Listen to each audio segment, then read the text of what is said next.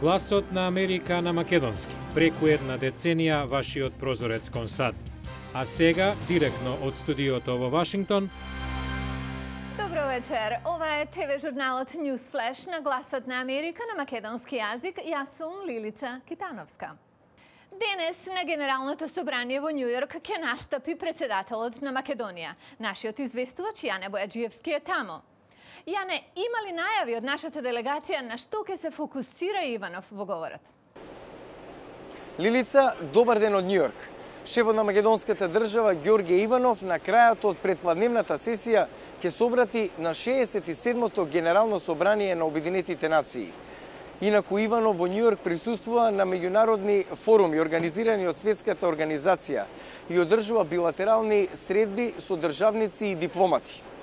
Промоцијата на одржливиот економски развој согласно релевантните резолуции на Обединетите нации ќе бидат главна тема на годинешниот собир во Њујорк. Да се почитуваат одлуките на Меѓународниот суд во Хаг, а оние држави кои не го направиле тоа да ја прифатат неговата јурисдикција. Ова ќе биде дел од обрекањето на председателот Иванов, како што најавуваат од неговиот кабинет. Одржувањето на меѓународниот мир и безбедност, промоцијата во почитувањето на основните човекови права, поефикасна координација на напорите за хуманитарна помош, јакнење на силата на правдата на меѓународните закони се наметнуваат како теми на агендата на 67-то Генерално собрание. Мотото е непроменето. Секоја нација, богата или сиромашна, мала или голема, има еден глас. Прашањето за името беше една од темите и на средбите на председателот Иванов со генералниот секретар Бан Ки Мун, а за денеска попладне е најавен состанок и со медијаторот Метју Нимиц. Како и вообичаено, демонстрации, протести пред зградата на Ист Ривер, покрај политичари на некои од форумите што се одржуваат во рамки на собирот, учествуваат и познати личности од филмскиот и музичкиот шоу бизнис, ангажирани во хуманитарните проекти, како Мет Деймон, Деми Мур, Барбара Стрейсенд, Алиша Кис. Дали горливи и нерешени прашања од Балканот ќе се наметнат на агендата на 67-то Генерално собрание на Обединетите нации?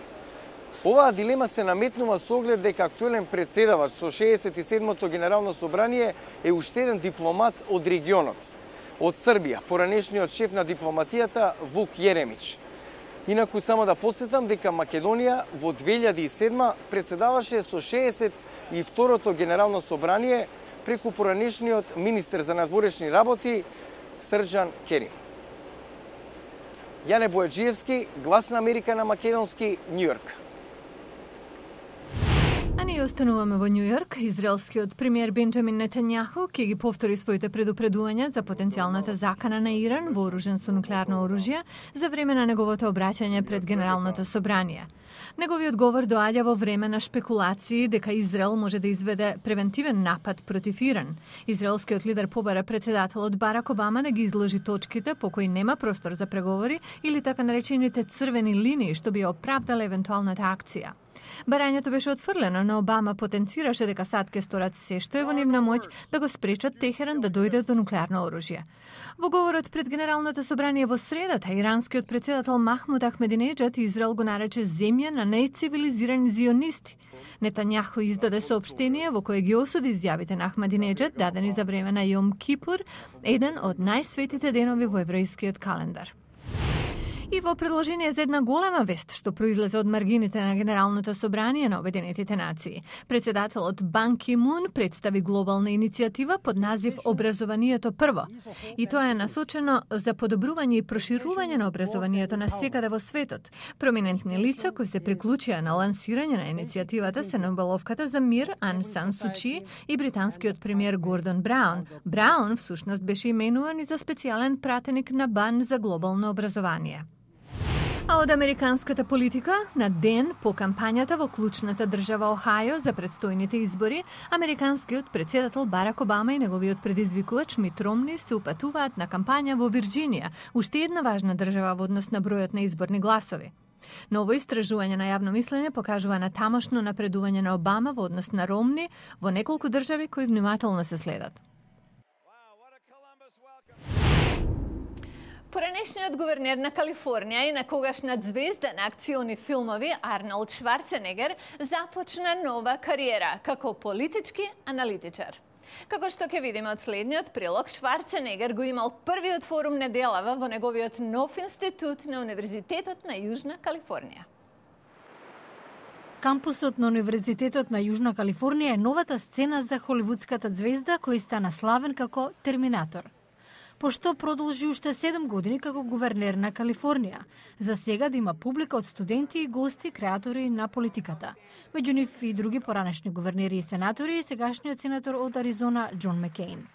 Новиот Шварценегер институт за државна и глобална политика ќе промовира практични солуции што Шварценегер ги нарекува постпартиски. Ако веруваме дека може да се користат само идеи кои доаѓаат само од лево или само од десно, никогаш не ќе може да тргнеме напред. Никогаш нема да бидеме успешни. Тоа го видовме во Калифорнија и во други држави. И сме виделе како функционира постпартиска работа низ цел свет. Шварценегер сега има титула професор на универзитетот, иако нема обврска да предава. Студентот по јавна политика Стивен Веливер вели дека бил изненаден со ова назначување. Но во исто време бе возбуден да видам и да учам од некој што практично работел на полето и бил на проминентна функција. Студентот Кевин Гали вели дека Шварценегер има знаење што може да го сподели. Ако било кога сте држале функција гувернер во држава со најмногу население и со најголема економија во Соединетите Американски држави, дефинитивно има нешто да понудите. Шварценегер исто така ја оживува својата филмска кариера со The Expendables 2 и други филмови. Ако годинава за прв пат сте пробале виетнамско кафе, не е чудно. Виетнам преку ноќ стана извозник број 1 во светот. Гледајте на утре, ќе чуете на што се должи тоа и дали треба да се приориентирате на долга патека. Утре во Newsflash. Виетнамско кафе за светот.